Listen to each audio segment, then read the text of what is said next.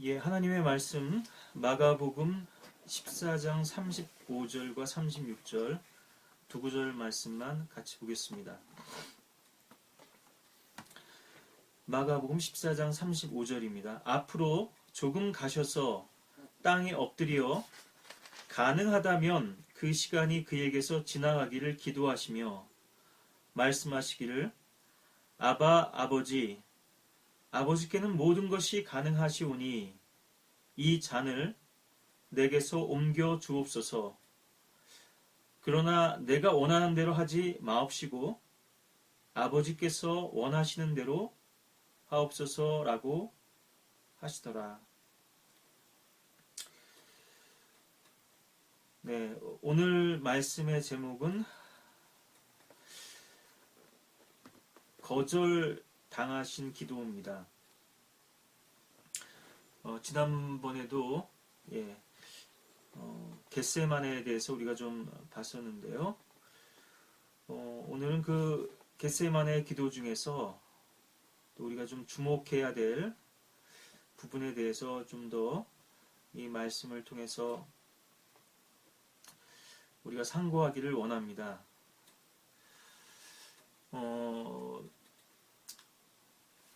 강원도 산골에 사는 한 소년이 있었습니다.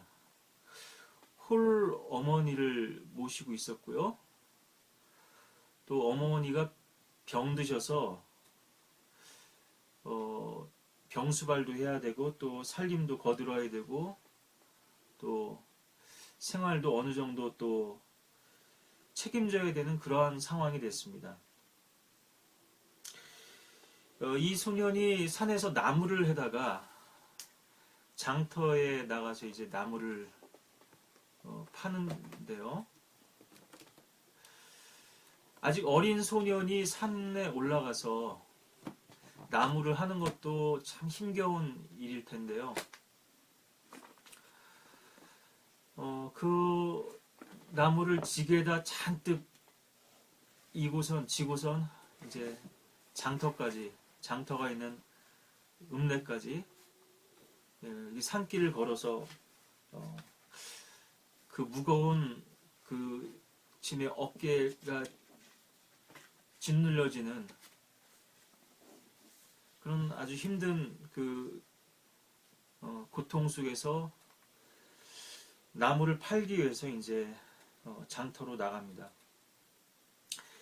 이 소녀는 시골 감리교회를 다니고 있었는데요.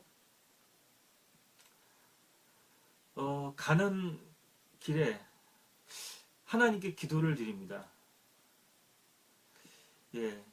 이 나무를 좀 잘 좋은 값에 팔게 해주셔가지고 생활에 보탤 수 있도록 해달라고, 또 어머니 뭐 약도 살 수 있게 해달라고 이렇게 기도를 드리면서 장터로 갑니다.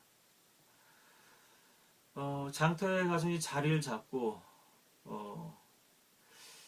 나무를 사러 오는 손님을 기다리는데 하루 종일 우두커니 기다려도 사람들이 나무를 찾지를 않습니다. 이제 해는 어둑어둑해져 오고요. 이제나 저제나 그래도 혹시나 손님이 올래나 기다렸지만 아무 소득이 없었습니다. 그래서 그 무거운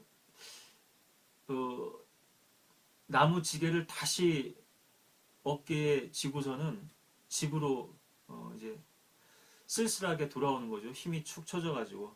아직 뭐 어린 소년이 무슨 뭐 재간도 없었을 거고요. 어른들처럼 이렇게 요령도 없었을 거고, 사람들한테 이 나무를 어떻게든지 좀 팔기 위해서 이렇게 애를 썼을 텐데요. 그러면서 하나님은 안 계시다. 하나님이 계시다면 어떻게 나의 이런 기도를 안 들어주실 수가 있냐. 그때부터 이제 하나님에 대한 원망을 가지기 시작했고,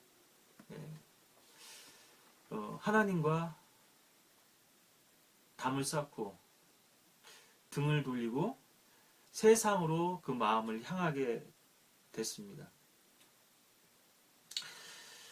여러분들, 하나님은 전능하시죠. 하나님은 무엇이나 하실 수 있는 분이십니다. 요한복음 9장 31절에 보시면 이제 우리가 아는 것은, 이것은 소경이 이렇게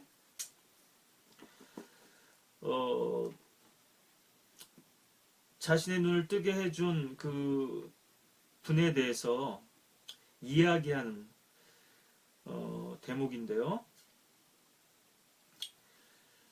이제 우리가 아는 것은 하나님께서는 죄인들을 듣지 않으시나 누구든지 하나님을 경배하고 그분의 뜻을 행하면 하나님께서 그를 들으신다는 것이라. 예, 성경 안에는 이처럼 그 화자에 따라서요, 많은 말들이 이제 기록이 돼 있죠. 성경에는 하나님께서 하신 말씀도 있지만 마귀가 한 말도 있고요. 또 악인이 한 말도 있고, 예, 그 화자가 누구고 또 그 문맥이 어떤 문맥이냐에 따라서 이제 우리가 그 의미들을 잘 또 해석하고 또 적용해야 될 텐데요. 성경 안에는 좀 불완전한 진술들도 그래서 있습니다. 예, 부분적으로만 봤을 때는 맞는 얘기들도 있거든요. 욥기 같은 데 보시면 욥과 욥의 세 친구들이 하는 대화들을 보면요. 예, 부분적으로만 봤을 때는 맞는 얘기지만 그 얘기를 잘못된 상황에다 적용하거나 또 잘못된 대상에게 적용하는 그런 경우들도 있고요. 예. 여기서 이제 하나님께서는 죄인들에게서 듣지 않으신다 하는 이 명제를 우리가 이 요한복음 9장 31절에서 좀 발췌해서 본다면요. 이 말은 맞을 수도 있고 또 틀릴 수도 있는 말인데요.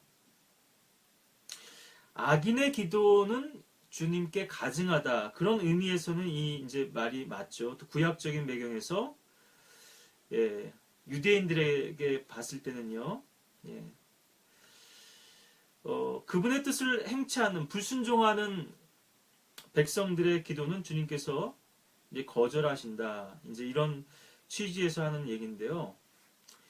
일반적으로 봤을 때는 하나님께서는 죄인들의 기도도 들으십니다.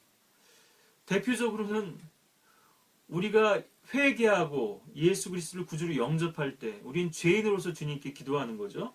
예. 이런 경우도 있겠고요. 십자가에 달렸던 그 강도의 기도가 대표적이 되겠죠.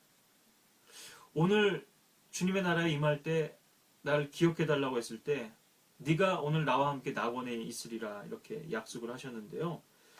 예. 그리고 구원은 받지 않았다 하더라도 예, 아직 하나님의 자녀가 된 건 아니죠. 예. 기도라고 하는 것은 일반적으로 아버지가 자녀에게 베풀어 주시는 그러한 은총이고 또 도우시는 손길이고 그렇죠.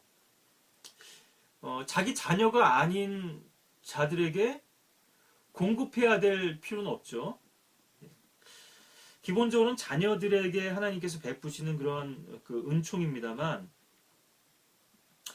하나님께서는 죄인들의 기도도 들으십니다. 그래서 그들이 구원으로 이룰 수 있도록 그렇게 역사하실 때가 많이 있죠. 그런데 하나님께서는 그들의 기도를 듣고 계시지만 인간들은 좀 간사해서요.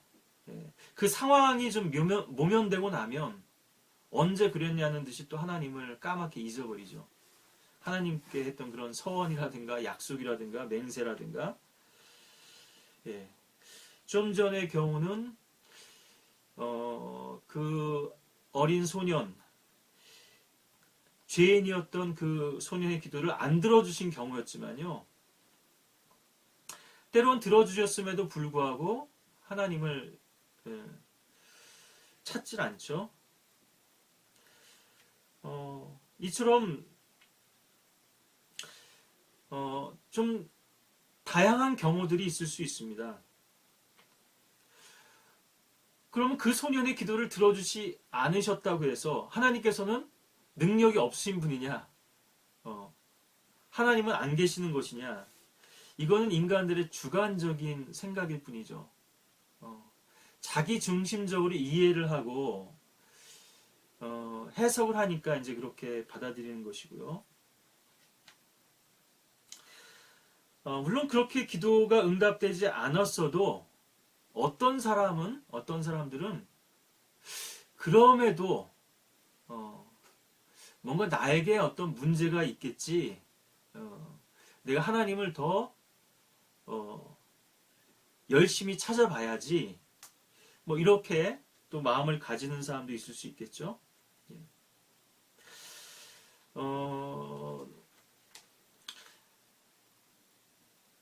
전도서에도 나옵니다만 하나님께서는 때로는 우연의 법칙을 통해서 역사를 하십니다. 이 우연이라는 것은 일테면은 확률이죠. 확률. 사고가 꼭 악인에게만 일어나는 것은 아니라는 거죠. 예. 의인에게도 사고가 일어나는 것이고요. 반면에 하나님의 재앙과 또 저주도 그렇지만요. 하나님의 복도 꼭 의인에게만 하나님께서 복을 베푸시는 것이 아니라 악인에게도 복을 베풀어 주시죠.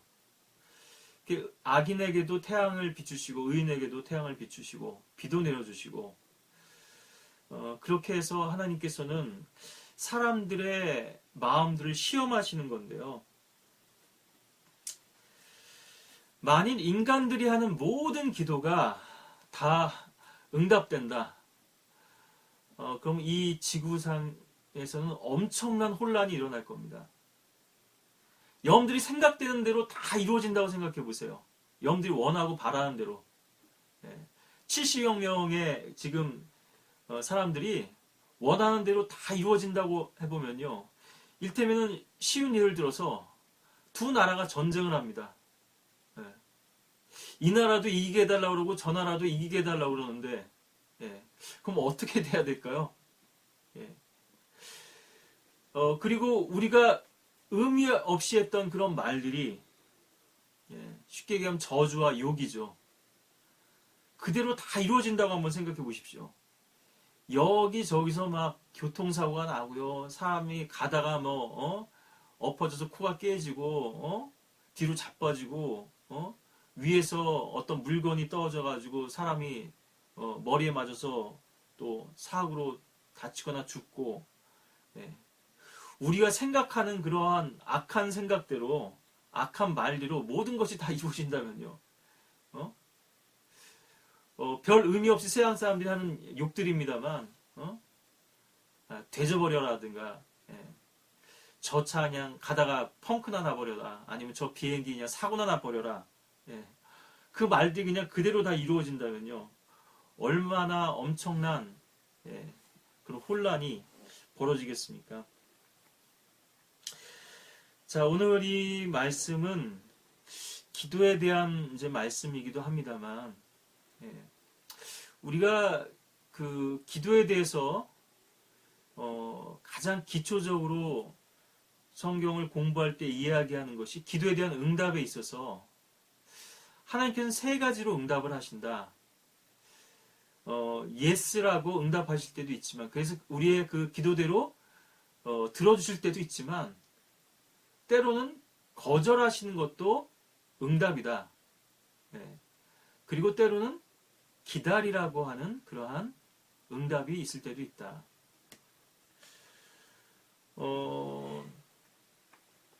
우리 인간은 앞날의 일들을 알 수 없으니까요. 그래서 믿음이 적은 자들이고요. 또 의심하고 불평하고 원망하는 그러한 아주 간사한 자들인데 차라리 거절당한 기도는 그나마 분명한 사인이 주어졌기 때문에요. 이거는 아니구나. 이런 그 길로는 하나님께서 나의 진로를 인도해 주시지 않는구나. 딱 확실하게 주님의 이제 사인이 제시가 되니까요. 물론 그것으로 인해서 주님께 불평하고 원망하고 또 시험에 들거나 실족하는 영혼들도 있을 수 있겠지만은 그래도 분명한 주님의 뜻을 확인할 수가 있죠. 근데 기다리라고 하는 사인은 이것이 지금은 안 들어주신다는 건지 앞으로도 계속 안 들어주신다는 건지 확실히 알 수가 없거든요. 그렇기 때문에 우리가 하나님과의 관계에 있어서 주님을 더 배울 수 있는 기회가 되는 건데요. 물론 거절이라고 하는 주님의 이 응답을 통해서도 우리가 주님의 뜻을 분명히 알 수 있게 되지만 이 기다리라는 사인 일테면요. 전투 현장에서 지휘관이 발포 명령을 안 내립니다. 계속 기다리라는 거예요. wait. 좀 더, 적이 더 가까이 올 때까지. 그리고 지금 거리에 왔을 때, 그때서야 이제 발포 명령을 내리거든요. 근데 사병들은 초조하고 조마조마하니까요. 명령이 안 떨어졌는데 그냥 불안하고 놀라가지고 떨다가 그냥 방아쇠를 당겨서 총을 먼저 쏘기도 하고요. 두렵고 겁나는 거죠. 적이 지금 코앞에까지 왔는데 왜 발포 명령을 안 내릴까? 그러니까 불안한 사람은 먼저 움직이게 돼 있습니다. 주님께 대한 절대적인 신뢰가 있는 사람은 끝까지 기다릴 수 있거든요. 왜냐하면 지금 굶어 죽게 생겼고 내가 죽게 생겼고 다급한 상황인데 아무런 음성이 안 들려요. 하나님께 침묵하고 계시고 계속 기다리라고만 하신단 말이에요. 그 조급한 사람은 먼저 움직입니다. 그러니까 여유 있는 사람은요 느긋해요. 끝까지 기다릴 줄 알아요. 이게 뭐 토론에서도 마찬가지고요. 어떤 심리 대결에서도 마찬가지고 이런 전투 상황이나 우리가 주님의 음성을 듣는 데 있어서도 마찬가지인데요. 야구장에서도 마찬가지. 감독이 타자한테 지금 기다리라는 사인을 줍니다. 타자는 지금 빨리 좀 안타도 치고 싶고 홈런도 치고 싶고 마음이 급해요. 근데 감독의 입장에서 봤을 때는요. 이 선수가 안타를 치냐 홈런을 치냐 그게 중요한 게 아니에요. 이 팀이 승리를 이룰 수 있느냐 이게 가장 큰 관심사거든요. 그렇기 때문에 때로는 이 타자한테 앞에 선행 주자를 진루하도록 그렇게 희생타를 때리게 할 수도 있고요. 외야 플라이를 때려가지고 이 선수는 아웃이 되더라도 선행 주자를 앞으로 보내게 하거나 득점을 하게 할 수도 있는 것이고 때로는 희생 번트를 대게 할 수도 있죠. 근데 선수 입장에서 봤을 땐 자기는 좀 폼나게 멋있게 좀 안타를 때리고 싶은 거죠. 근데 웨이트 사인을 내렸습니다. 아직 작전을 구사하지 않은 거예요. 감독의 입장에서는. 상황을 또 보는 거죠. 투수라든가 상대편 팀이라든가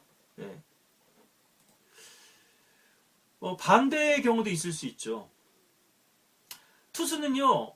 자기가 변화구도 던지고 커브도 던지고 직구도 던지고 강속구도 던져가지고 폼나게 타자를 삼진아웃 시키고 싶거든요. 그런데 감독이 어떨 때는 상대방의 지금 강타자가 나왔고 지금 루에는 출루한 그런 주자들이 있어요.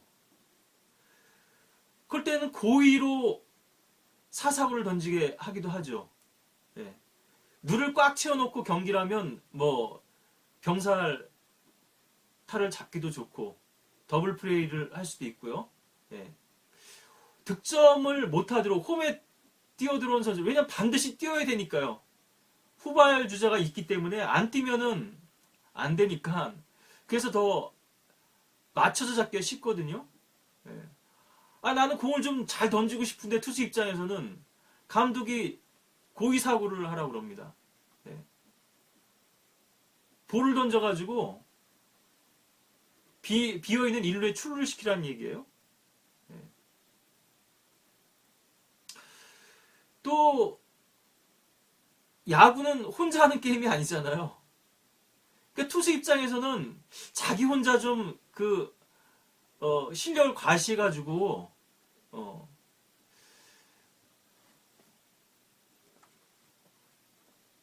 한 명도 출루를 안 시키고 그렇게 팀을 승리로 이끌고 싶은 욕심을 가질 수도 있습니다. 그런데 감독 입장에서는요, 이 투수가 좋은 성적 내느냐가 하는 것이 주된 관심사가 아니에요. 예. 때로는 맞춰서 잡을 수도 있는 거거든요. 지금 야수들이 있잖아요, 다. 8명이 있단 말이에요, 포수까지 해서. 예, 투수 말고도. 예. 또 대기하는 선수들도 있죠. 대기하는 투수도 있고요. 예. 꼭 1회부터 9회까지 다 던져야 될 필요가 없어요. 감독에서 입장에서 봤을 때는. 너의 목만 잘해주면 돼. 예. 선발 투수인지 중간 개투 하는 사람인지 마무리 투수인지 예. 주님의 입장과 우리의 입장은 전혀 다를 수 있는 거죠. 이처럼. 그래서 이렇게 주님께서 기다리라고 하는 그런 사인을 주실 때도 있는데요. 예. 오늘은 주제가 거절당한 기도, 거절당하신 기도인데요. 아버지 하나님께서 전능하시다고 하는 것, 하나님께서 전능하시다고 하는 것은 누구나 다 압니다. 예. 근데 이 부분을 사람들이 이제 많이 오해를 하는 것인데요. 하나님은 전능하시기 때문에 내가 원하는 대로 다 들어주실 수 있는 분이다. 예. 여기까지도 맞는 얘기일 수 있죠. 예. 그런데 들어주셔야만 한다. 하나님께서는 전능하신 분이기 때문에 내가 원하는 대로 꼭 들어주셔야만 되고 만약에 하나님께서 내가 원하는 대로 들어주시지 않는다면 하나님은 전능하신 분이 아니다. 이것은 뭔가 좀 잘못된 논리죠. 억지 주장이 될 수밖에 없죠. 하나님은 전능하신 분이 맞습니다. 하늘과 땅을 말씀으로 지으신 분이고요. 또 지금도 섭리 가운데 운행하고 계시는 분이죠. 그런데 왜 하나님께서는 내가 원하는 바를 들어주시지 않는가? 오늘의 이 본문에서는 바로 예수 그리스도께서 하신 기도인데요. 왜 들어주시지 않는가? 교회 역사에서 봤을 때 수많은 의인들이 죽었습니다. 수많은 성도들이 순교를 당했어요. 하나님이 전능하신 분이라면 왜 그들의 기도를 안 들어주셨는가? 그들이 기도하지 않았을까요? 지금 저를 이 순교 현장에서, 이 고난의 현장에서 저를 구해주십시오. 악인들의 칼에서부터 이 위협에서 저를 구해주십시오. 얼마나 간절하게 부르시셨겠습니까? 아까 그 소년처럼요. 예. 아까 그 소년은 구원도 받지 못한 아직 죄인이었지만 구원받고 주님을 사랑하는 성도들인데요. 예. 우리 다니엘서 6장에 나오는 사자굴 속의 다니엘의 기도는 들어주셨죠? 그런데 모든 경우에 하나님께서 그런 공경에 처하고 곤란에 처하고 위기에 처하고 죽음의 위협 가운데 있는 성도들의 기도를 다 들어주신 것은 아니죠. 자, 하나님께서 전능하시다고 하는 것과 하나님께서 그 일을 하셔야지만 되는 분명하신 목적과 이유와 또 주님의 계획과 뜻이 있느냐 하는 것은 별개의 문제입니다. 그러니까 이 부분은 하나님께서 그 일을 하셔야지만 되는 분명한 목적과 계획이 없다면 전능하신 분이시지만 그 일을 하시지 않는다는 것이죠. 그런데 오히려 일반적인 상황은요. 성도들을 위기에서 구해주신 것이 더 일반적인 상황이 아니에요. 그것은 예외적이고요. 성경 속에서도 그렇고 역사 속에서도 그렇고 오히려 들어주시지 않은 경우가 더 많았던 것이죠. 자, 여러 가지를 우리가 생각해 볼 수 있고 말씀드릴 수 있겠지만 기본적으로 우리의 모든 기도의 응답은 재림 때 궁극적으로 성취가 되는 것입니다. 물론 이 지상 생활의 가운데서도 하나님께서 우리의 기도에 응답해 주시고 우리의 모든 필요를 채워주시죠. 그분의 또 은혜와 자유와 또 섭리의 손길로서 주님께서 우리를 인도해 주심이 분명하죠. 하지만 궁극적으로는 예, 재림 때의 모든 기도가 응답되는 것입니다. 그러니까 이 지상의 삶, 예, 성도의 이 광해 여정, 인생의 이 여정 속에서는 오히려 주님께서 외면하실 때가 많고요. 그 기도를 들어주시 않을 경우가 더 많을 수 있습니다. 이 부분을 여러분들이 좀 영적으로 잘 소화해서 또 받아들이시면 좋겠는데요. 그럼 하나님께서 나의 기도는 전혀 안 들어주신 거냐? 그런 말씀이 아니고요. 예, 들어주시죠. 그렇지만 나의 모든 기도에 주님께서 응답해 주셔야지만 되는 당위성은 없다는 거예요. 하나님의 입장에서 봤을 때 우리 입장에서 모든 기도가 다 응답되면 좋겠죠. 우리가 원하는 대로. 그것도 나의 어떤 욕망을 위해서 구하는 기도가 아니라 주님의 뜻을 위하는 기도가 아마 더 많을 겁니다. 성도들에게 있어서는. 그렇죠? 예.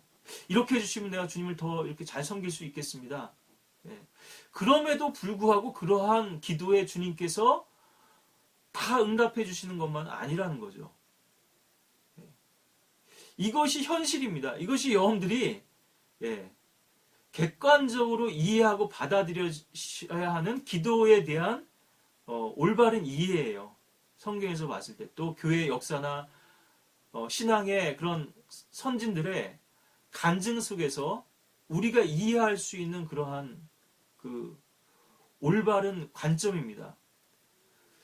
그렇지만 간증이 되는 거는요, 기도 응답해 주시고 구해 주시고 이게 더 간증이 되잖아요. 그러니까 이런 것들이 더 많이 회자되고 우리에게 도전을 주고 또 우리가 그것을 의지하고 또 주님께 기도하고 주님을 신뢰하는 것이 사실입니다만 그런데 그렇지 않은 경우가 더 일반적이라는 거죠.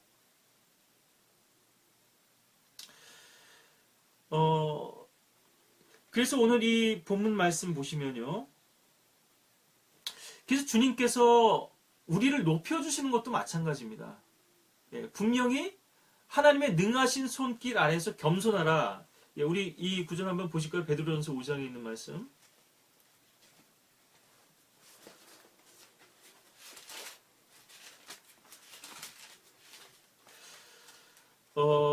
많은 그 성도들이 또 많은 사역자들이 성도들의 은혜와 또 영적인 유익을 위해서 하나님에 대한 신뢰를 그리고 주님의 약속에 대한 보장을 강조합니다. 이런 부분들이 전적으로 잘못됐다는 것은 아닙니다만 잘못하면 우리들에게 주님께 대한 잘못된 그러한 이해나 또 왜곡된 시각을 갖게 할 수도 있는 것이거든요. 베드로전서 5장 6절 7절 보시면 그러므로 하나님의 능하신 손 아래서 겸손하라. 때가 되면 그분께서 너희를 높이시리라. 너희의 염려를 다 하나님께 맡기라. 이는 그분께서 너희를 돌보심이니라. 여기 때가 되면이라고 이렇게 말씀하고 계시죠. 알맞은 때인데 in due time인데요. 교리적으로 봤을 때 우리가 예언적으로 보자면 이 때는 재림 때거든요. 마귀가 예수님을 시험할 때도 뛰어들어 봐라. 천사들이 너를 받들어 줄 거다. 근데 그때는 구약의 시편에 기록된 그 말씀의 문맥은 재림 때였거든요. 초림 때가 아니라. 예언적으로 우리를 높여주시는 때는 재림 때입니다. 궁극적으로요. 물론 이 지상 삶 가운데 주님께서 우리를 높여주실 때가 있습니다. 겸손한 자를 높여주실 때가 있죠.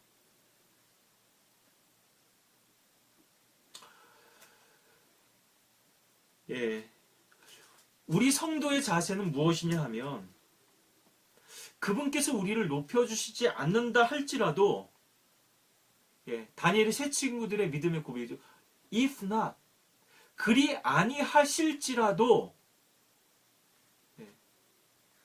이것이 우리의 자세가 돼야 되거든요. 어떤 성도는 이렇게 착각할 수도 있습니다. 나는 주님의 자녀고 특히나 은사주의자들이 이렇게 많이 주장하죠. 우린 자녀이기 때문에 명령할 수 있다. 영들에게 효령할 수 있다. 그건 사실 재림때 아니겠어요? 교리적으로는. 예. 예수님께서 봐라 병자들 이렇게 다 고쳐주지 않았냐?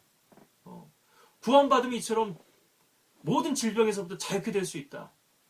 예. 의사주의자들의 이것은 속임수죠 또.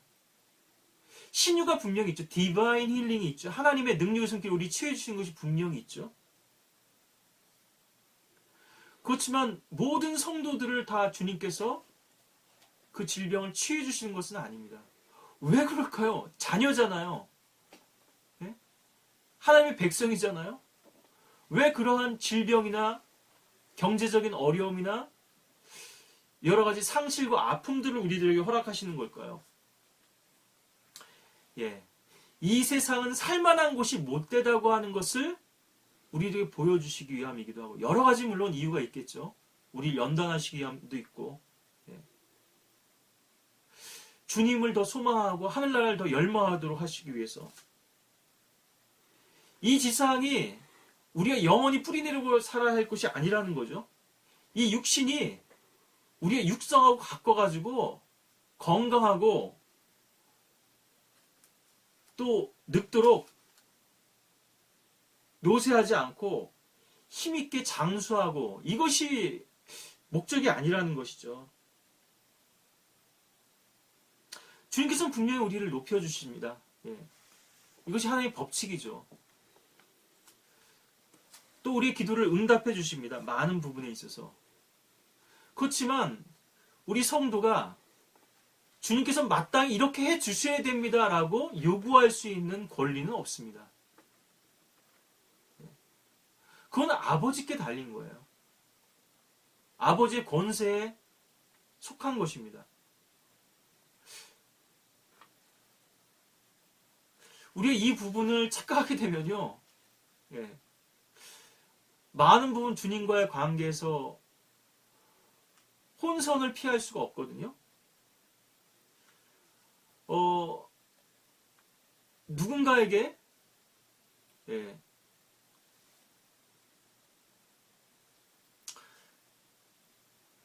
어떤 선물을 줘보십시오.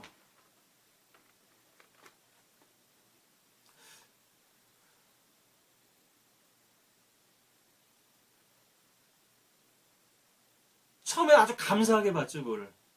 예. 우린 지금 너무나 많은 주님께 감사할 수 있는 것들이 많은데요. 호흡할 수 있는 공기도 주셨고요. 따사로운 햇살도 주셨고요. 예. 많은 것들을, 은혜를 베풀어 주셨는데, 처음엔 그걸 감사하게 여기지만요, 다음에 어떻게 여기냐면은, 왜 안 주지? 은근히 이제 기다립니다. 기대를 해요. 아, 오늘도 또 주겠지. 예. 당연시 여기거든요. 그리고 좀 여기서 더 나가면, 나중에는 왜 안 주냐고 화를 냅니다. 불평을 합니다. 자기가 받았던 것이 당연한 권리라고 생각하는 거예요. 이건 선물 아니에요. 주신 거거든요. 값없이 은혜로. 네. 주실 수도 있고 안 주실 수도 있습니다. 우리에게 주셨다면 감사한 것이지만요, 안 주셨다 그래서 우리가 주님을 욕할 수는 없어요. 주님을 원망할 수는 없어요. 예, 하나님께서 우리의 기도를 꼭 들어주셔야 하는가? 예. 그러한 명분이 있느냐 이거죠. 주님의 말씀에, 약속의 근거에서 하는 기도들은 더 힘이 있죠. 주님께서 아브라함과 이렇게 약속하지 않으셨습니까? 그런데 왜 이 백성을 멸하라 하십니까? 멸하려 하십니까? 모세 중보. 예. 우리 조상들하고 이렇게 약속하지 않았습니까? 예. 포로에서 좀 돌아오게 해주십시오. 예. 있으면 하나님의 약속에 근거한 기도는 더 힘이 있죠. 왜냐하면 하나님은 거짓말 하실 수 없으니까요. 근데 그 타이밍은 우리에게 달려있는 것이 아니죠. 예. 그렇다 하더라도요. 그 백성이 하나님을 망각하고 우상들을 따라왔기 때문에, 그래서 결국 포로로 잡혀가게 하신 거였고요. 예. 내가 너에게 복 주는 그 복주길 기뻐했던 것만큼이나 내가 너를 망하게 하고 멸하기를 기뻐하겠다. 신명기에 이렇게 말씀하고 계시거든요. 예. 오히려 복보다 저주가 더 많잖아요. 신명기 28장 특히나. 예. 우리가 주님께 순종하면 물론 복을 주시겠지만 우리가 그렇지 못했을 때는 예.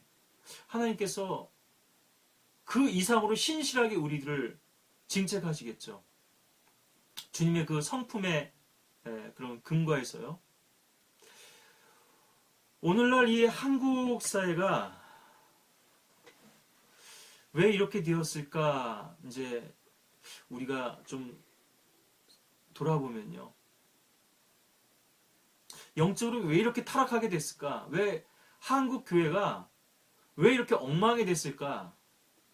자, 일제시대가 있었고요. 한국전쟁을 거쳐왔습니다. 원조를 받던 아주 가난하던 시절이 있었어요. 그런 시절에는 그래도 더 겸손하게 하나님을 찾았습니다. 그래도 좀 더 주님을 순수한 마음으로 찾았어요. 근데 어느 순간 이제 배에 기름이 끼기 시작하고요. 부유하게 되면서부터 이제 하나님이 필요 없는 존재가 돼버린 것이죠. 교회에서도 하나님이 떠난 지가 오래고요. 또 이 민족도 지금 얼마나 지금 많은 죄악 가운데 놓여 있고 얼마나 많은 지금 또 하나님의 심판이 있죠. 칼과 기근과 전염병인데요. 주로 하나님께 치시는 방법들을 보면 전쟁이죠. 우리의 식량 문제, 경제 문제죠. 지금 뭐 국가 부채도 가계 부채도 그렇고 실업률도 높고 아주 자조적인 말들이 나오죠. 졸업식에 오히려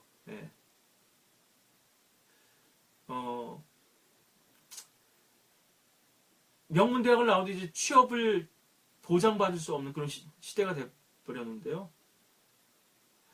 그래서 그것을 희화하거나 풍자하는 많은 또 지금 현수막들도 대학가에 지금 걸려 있다고 하는데요. 먹는 문제, 먹고 사는 문제, 식량봉을 끊으시죠. 전염병, 지금 뭐 조류독감, 뭐 구제역, 돼지, 뭐 소, 닭 할 것 없이요. 지난해는 또 메르스 사태도 있었죠. 그런데도 정신을 못 차리고 전혀 감각이 없어요. 부자들은 더 흥청망청이고요.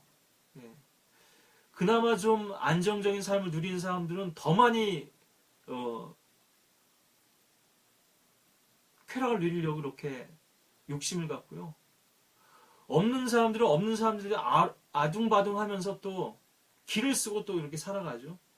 그러면서도 하나님을 찾지 않습니다. 자, 하나님께서는 주권이 있으십니다. 권한이 있으시단 말이에요. 자, 지금 이 겟세마네의 지금 장면을 좀 돌아오셨어요. 뭐 잠언 말씀 한 구절만 더 좀 인용드리고 가면 새가 떠돌아다니고 제비가 날아다닌 같이 까닭 없는 저주도 임하지 않으리라. 까닭 없는 저주는 임하지 않죠. 아까 많은 욕들이라든가 뭐 그런 저주들 다 주님께서 들어주시지 않는 것처럼 기도도 주님께서 합당한 명분이나 근거가 있을 때에는 들어주실 수 있지만요. 많은 경우에는 주님의 그런 계획과 선하신 뜻에 따라서 거절하시기도 하고 또 때로는 기다리라고 하시기도 하고요. 자, 마가복음 14장 35절 6절 뭐 벌써 시간이 또 이제 뭐 많이 지났습니다만 앞으로 조금 가셔서 땅에 엎드리어 가능하다면 그 시간이 거기서 지나가기를 기도하시며 이건 지금 뭐 간접 합법으로 이렇게 좀 그 그 기도하신 내용을 설명한 부분이고요. 기도의 내용은 36절이죠. 아버지, 아버지께는 모든 것이 가능하시오니. 하나님 전능하시죠? 아버지는 전능하신 분이시죠. 이 잔을 내게서 옮겨주옵소서. 그러나 내가 원하는 대로 하지 마옵시고 아버지께서 원하시는 대로 하옵소서라고 하시더라. 저희도 잠깐 말씀드린 적이 있습니다만 이 잔이라고 하는 것은 단순한 죽음을 의미하는 것이 아니라 하나님의 진노의 잔이죠. 예, 진노의 포도주 잔. 예레미야서 25장 15절이나 시편 75편 8절, 이사야서 51장 17절이나 22절에도 나와 있습니다만 인간들의 죄에 대한 하나님의 진노가 퍼부어지는 것입니다. 쏟아 부어지는 것인데요. 예, 이 잔은 그러니까 진노의 잔인데요. 예, 뭐 관련된 구절을 더 이제 우리가 살펴보겠습니다만 결국 이 기도는 거절됐죠. 예수님께서는 그분의 생애 가운데서 모든 기도가 응답됐습니다.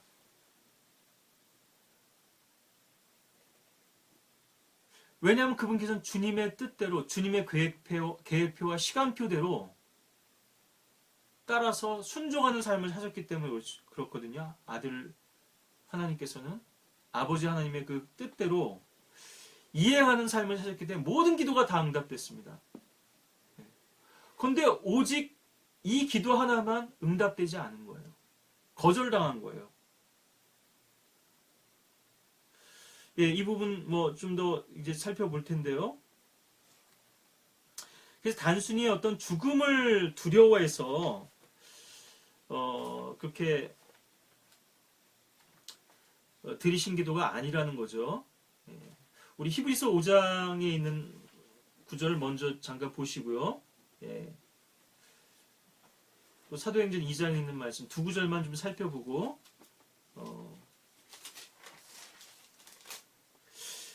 히브리서 5장 7절 그는 육체로 계시는 날들 동안 자기를 사망에서 구원하실 수 있는 분께 심한 통곡과 눈물로 기도와 간구를 드렸고 하나님께서는 그의 두려워하심을 인하여 들으셨느니라. 예.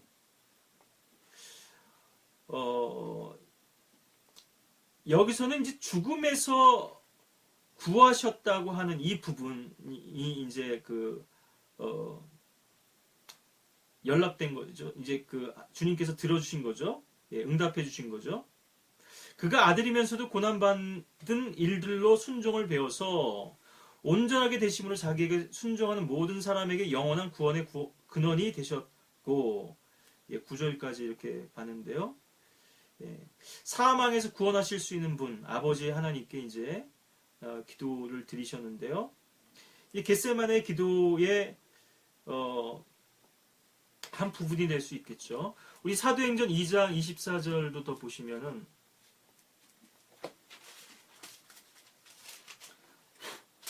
사도행전 2장 23절부터 보죠.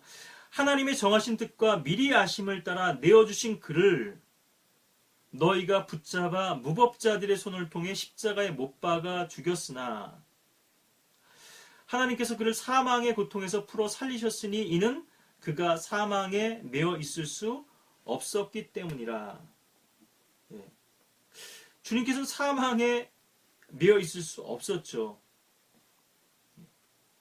그러니까 주님, 이것은 이제 부활의 능력을 나타내는 거죠. 예, 의미하는 거죠.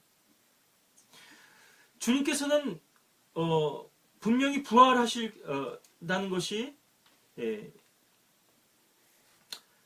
분명한 그러한 그 하나님의 약속으로서 주어져 있죠. 그럼 이거 뭐 쇼하는 거냐? 짜고 치는 고스톱이냐? 어차피 살아날 수 있는 거를 죽는 게 그게 무슨 뭐 의미가 있냐? 이렇게 예수님의 십자가의 고난과 죽으심에 대해서 또 오해할 수도 있고 또 그것을 그렇게 깎아내릴 수도 있을 텐데요. 아까도 좀 전에도 말씀드렸다시피 이것은 단순한 죽음은 아닙니다. 분명히 주님께서는 십자가에 죽으셨다면 다시 살아날 수 있는 그런 능력을 약속받았어요. 썩어짐을 보지 않게 하실 것입니다. 그 이하에 사도행전 지금 2장 25절부터 보시면은 28절까지 쭉 그렇게 다윗의 시편을 인용하면서 16편 말씀 인용하면서 내 육체가 썩어짐을 보지 않을 것이다. 지옥에 내버려두지 않으실 것이고 나의 혼을 이러한 약속의 말씀을 또 인용하고 있는데요. 예수님께서 십자가를 지시고 죽음을 당하신 것은 자신의 죄로 인해서 그렇게 고초를 당하신 것이 아니죠. 온 인류의 죄인데요. 한번 생각해 보십시오. 한 사람의 지은 죄도 참 그 죄값이 클 텐데요. 지금까지 지구상에서 수많은 그러한 그 죄인들, 수백억 명에 달하는 그런 죄인들의 죄를 그분이 하나님의 어린 양으로서 그걸 담당하시고 십자가에서 죽으셨다고 한다면 그것이 얼마나 큰 그 고통이었을까.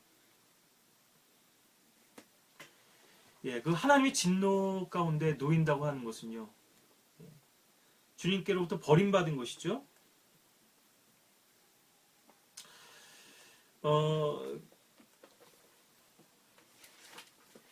그래서 아버지께는 모든 것이 가능하셨지만 이처럼 이 아들의 기도를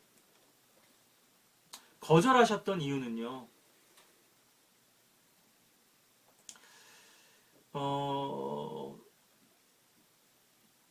저와 여러분들을 구원하시기 위한 다른 방법이 없었기 때문입니다. 하나님은 공의로우신 분이죠. 하나님은 또 거룩하신 분입니다. 또 하나님은 사랑이시죠. 십자가는 하나님의 사랑과 거룩하심이 온전히 충족된 그러한 현장이었던 것인데요. 하나님은 사랑이시기 때문에 죄인을 구원하시고 싶습니다. 그런데 하나님은 또 공의로우시고요. 또 거룩하신 분이에요. 그 어떠한 죄도 묵과할 수가 없어요. 그냥 눈 감아줄 수가 없어요. 죄는 반드시 벌을 해야 되거든요. 그러니까 죄인이 지옥 가서 벌을 받아야 되는데 이 죄인을 구원하려면 이 죄인을 대신해서 누군가가 대신 그 형벌을 받아야만 되는 것입니다.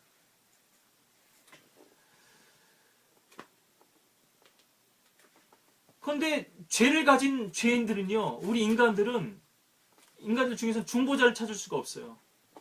그 어떠한 인간도 온 인류의 죄를 위해서 죽어줄 수 있는 사람은 없습니다. 뭐 사람들이 흔히 의인이라고 부르는 사람들이 있죠. 화자가 났을 때 초인종 누르고 다니다가 죽은 사람도 있고요.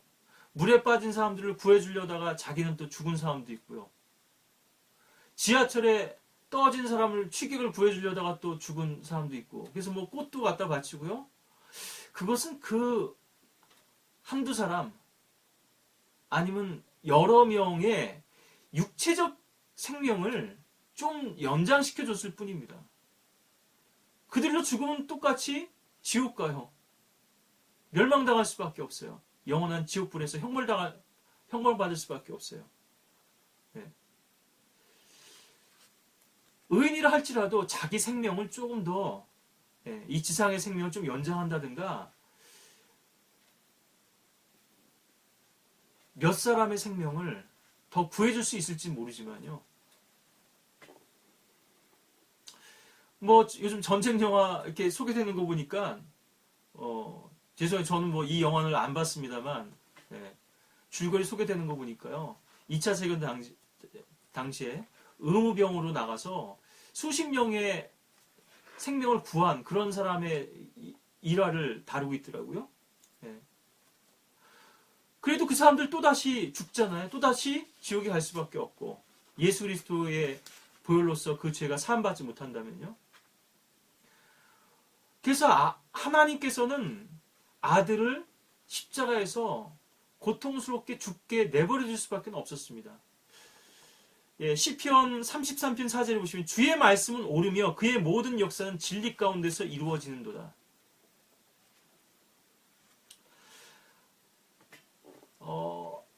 하나님께서 이제 이 법의 테두리 안에서 예수 그리스도를 살리실 수 있는 방법이 있었다면 살리시려고 했겠죠. 우리 다니엘서 6장 14절에 보면요. 사자굴에 다니엘이 이제 던져질 그런 위기에 처했는데요. 이 음모자들 때문에 이제 왕이 농락을 당한 거였죠. 왕이 이 말을 듣고 심히 불쾌하였으나 다니엘을 구해주려고 마음을 쓰며 그를 구해주려고 해가 질 때까지 노력하였더라. 근데 방법이 없어요. 그래서 결국은 오 왕이여 메대인과 페르시아인의 법을 아소서 왕께서 제정하신 칙령과 법규는 변경될 수 없나이다. 예, 왕 앞에 이렇게 이 반대자들이 이야기를 하죠. 다니엘서 6장 15절에요. 이 다리오는 바로 아들 하나님, 사자들의 입에서 이 다니엘을 구하시기 위해서 애쓰는 이 다리오의 마음은 바로 아들 하나님을 구하시기 위해서 애쓰시는 아버지의 마음을 엿보게 해주는 그런 대목이거든요. 그런데 하나님의 법을 폐기할 수가 없습니다. 변경할 수가 없어요. 예, 민수기 23장 19절에 보시면 하나님은 사람이 아니시니 거짓말하지 않으시며 또 사람의 아들이 아니시니 후회가 없으시도다. 그분이 말씀하신 것을 행하지 않으시랴. 또한 이르신 것을 이루지 않으시랴. 예. 아버지께서는 모든 것이 가능하시지만 법에 따라서만 하실 수가 있거든요. 법을 어기고서는 어떤 일을 행하실 수가 없습니다. 이것이 하나님의 공의죠. 하나님의 거룩하심이고요. 그렇기 때문에 아들을 살리실 수 있는 다른 방법이 없었던 거죠. 아들이 죽지 않고는 우리 죄인들이 구원 얻을 수 있는 다른 방법이 없었던 것입니다. 그래서 바로 겟세마네에서 주님께서는 그렇게 부르시셨고 아버지 하나님께서는 다른 방법이 없었기 때문에 결국 그 아들을 가장 잔혹한 방법으로 죽게 내버려 두실 수밖에 없었던 것이죠. 자유주의자들이나 불신자들은 이 대속의 교리를 이해하지 못하기 때문에요. 조롱을 합니다. 이거 아동학대 아니냐? 하나님 편에서 봤을 때, 하나님 아버지 편에서 봤을 때 자기 아들을 학대한 거 아니냐? 예. 그렇다면요. 자원에서 군대 입대해가지고요. 해외 파병돼가지고 본토에 있는 국민들을 내 생명과 안전을 지키기 위해서 전투 중에 전사하는 그 청년들의 그 피보다 더 큰 아동학대가 어디 있겠습니까? 왜 자기 자식들을 전쟁터로 내보내는 거죠? 누군가의 희생이 없이는 누군가의 안전이나 누군가의 생명이 지켜줄 수 없기 때문에 그런 것이죠.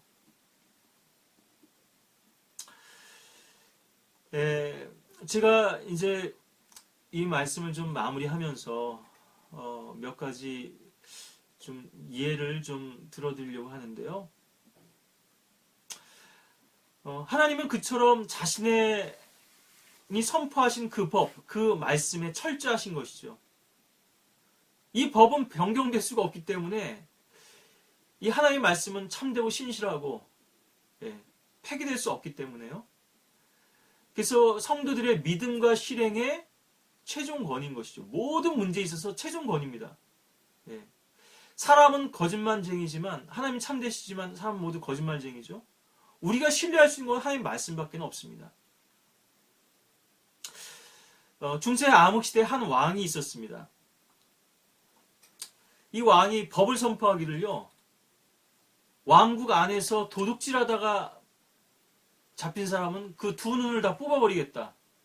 뭐 성경에도 나와 있습니다만 불구자로 하나님 나라에 들어가는 것이 온전한 몸으로 지옥불에 던져지는 것보다 더 낫다 그러시죠. 마태복음 5장에서 내 눈이 너로 범죄케 하거든 실족케 하거든 뽑아버리라.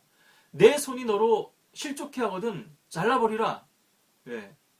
지금도 뭐 중동에서는 그런 그 종교법이 있죠. 예, 손도 자르고 다리도 자르고. 예. 그런데 왕의 아들이 물건을 훔치다가 적발이 됐습니다. 왕에게 불려 나왔어요. 그 사람들은 고소를 합니다. 예. 왕이시여, 왕의 법에 따라서 이 아들의 눈도 뽑으셔야 됩니다. 왕의 법정에서 많은 사람들이 고소를 합니다. 왕은 자기의 법을 폐기할 수가 없었습니다. 그래서 그 아들의 눈을 뽑았어요. 그리고 그 아들의 다른 쪽 눈을 뽑아야 됐는데 왕은 아들의 한쪽 눈을 남겨두고 자신의 한쪽 눈을, 그 아들의 한쪽 눈을 대신해서 뽑아버렸습니다. 많은 사람들이 놀랐죠. 충격에 휩싸였습니다.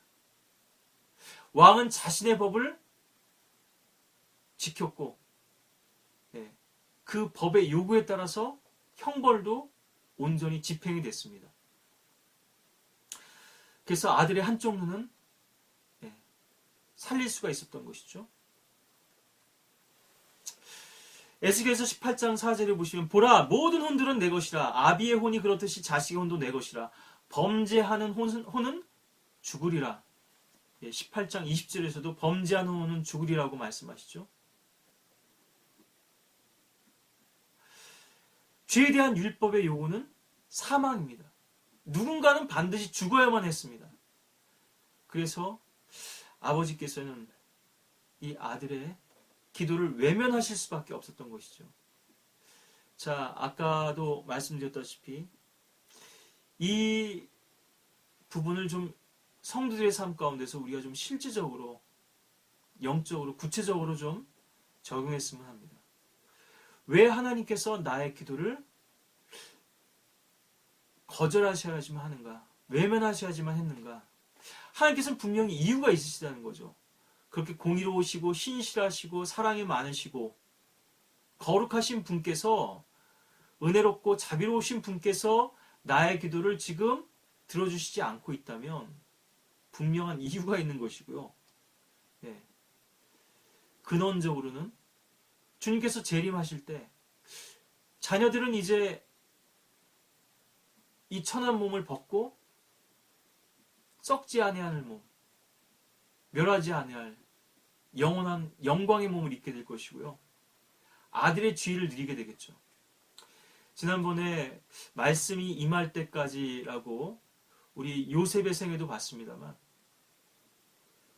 이 말씀을 오해하는 사람들이 또 있거든요. 아, 봐라. 요셉처럼 이렇게 총리가 되지 않았냐? 다니엘처럼 총리가 되지 않았냐? 이건 예외적인 것입니다.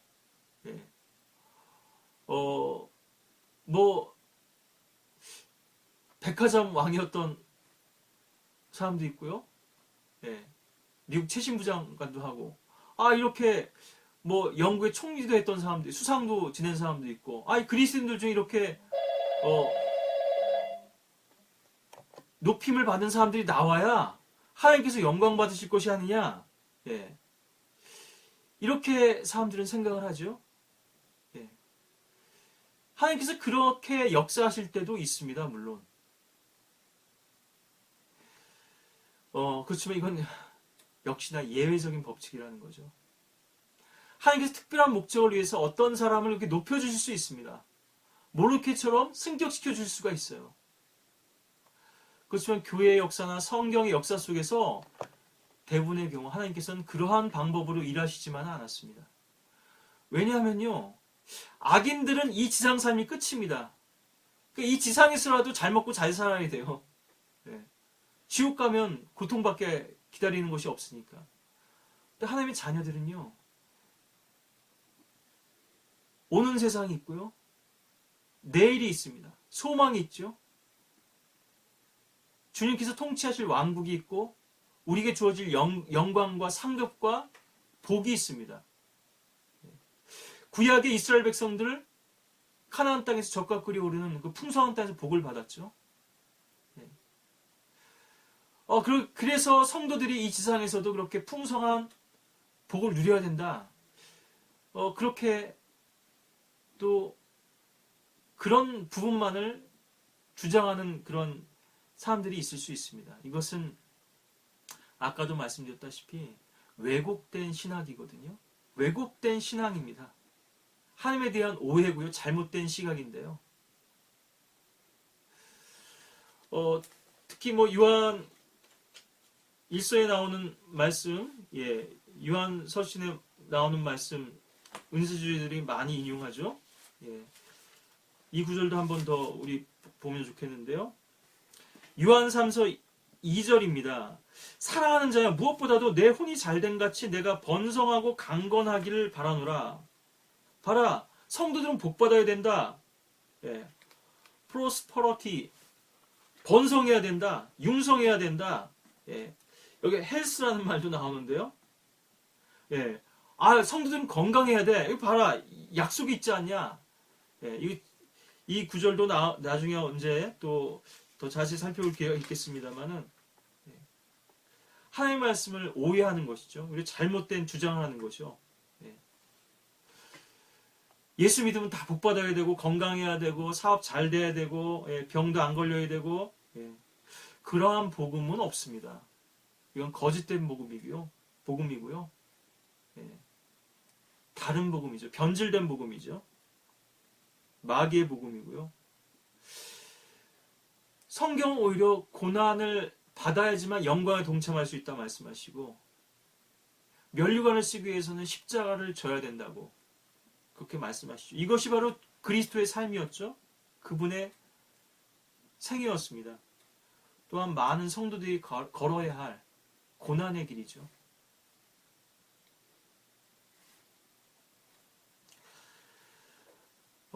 하나님께서 우리의 기도에 응답해 주시고 많은 복들을 우리가 누릴 수 있다면 감사한 것이죠. 이 지상에서도. 그것은 그렇기 때문에 보너스입니다. 덤입니다. 이것은 우리의 당연한 권리가 아니지만 주님께서 주신 것이죠. 근데 여러분들 한번 생각해 보십시오. 만약에 우리가 월급을 땡겨서 받으면요, 가부를 받으면요, 월급날 받을 돈이 줄어드는 거 아니겠어요? 너는 이 세상에서 이 생에서 좋은 것을 받았고 나사로는 나쁜 것을 받았음을 기억하라. 이렇게 말씀하시잖아요. 하나님께서는 계산에 철저하신 분이신데요. 그런 원칙에 따르자면 누가복음 16장 25절인데요. 아이야, 아브라함이 이렇게 말하죠. 너는 내 생전에 좋은 것을 받았고 나서는 나쁜 것을 받았음을 기억하라. 그러나 이제 그는 위로를 받고 너는 고통을 받느니라.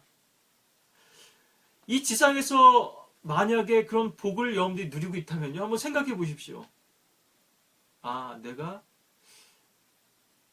주님께서 오실 때 받을 상이 그만큼 줄어들 수밖에 없겠구나. 이 세상에서 주님과 함께 고난을 받았다면요. 더 많은 상을 받을 텐데 이 지상에서 우리가 누리는 복과 영혼에서 누리는 복을 우리가 비교할 수 없겠죠. 우리가 투자 개념에서 보자면요. 배당 수익이 있단 말이에요. 근데 먼저 땡겨다 쓰면요. 이자가 안 붙을 거 아니겠어요. 여러분들 좀 이해하시기 쉬우라고 제가 말씀드린 건데요. 그런 측면에서 만약에 여러분들이 이미 상을 받은 것은 아닌지, 사람들에게 칭찬도 받고 영광도 받고 너의 상을 이미 받았느니라. 사람들에게 보이려고 자랑하고 과시하고 이미 다 상을 받은 것이죠.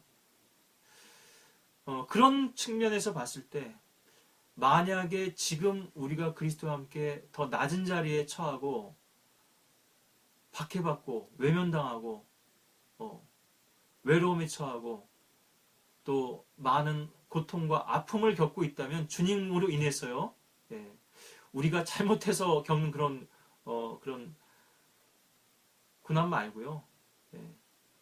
주님의 복음과 또 주님의 영광을 위해서 주님의 이름을 위해서 우리가 당하는 고난이 있다면 선지자의 상이 선지자의 이름으로 또 주어지겠죠.